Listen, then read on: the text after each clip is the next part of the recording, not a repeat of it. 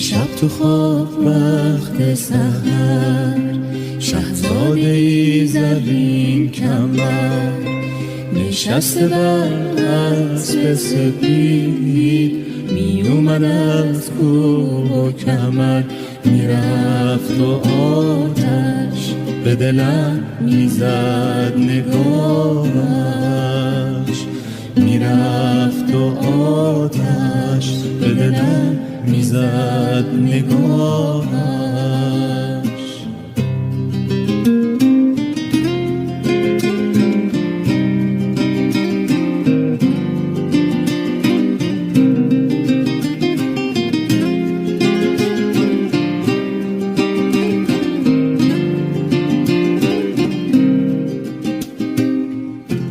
کاشکی دلم رسوا بشه، دریا بشه این دو چشم پرآب،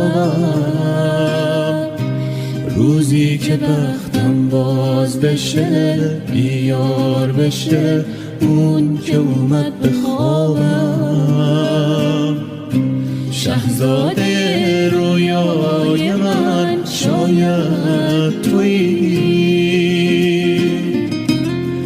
کس که شب در خواب من آید توی تو. از خواب شیرین ناگه پریدم، او را ندیدم دیگر کنارم، به خدا جانم رسیده از قصه بر لب، هر روز و هر شب در انتظارم، به خدا. کاشکی دلم رسوا بشه، دریا بشه این دو چشم پرآب، روزی که بختم باز بشه، بیار بشه اون که اومد به خوابم. میرفت و آتش به دلم میزد نگاهش، میرفت و آتش به دلم میزد نگاهش،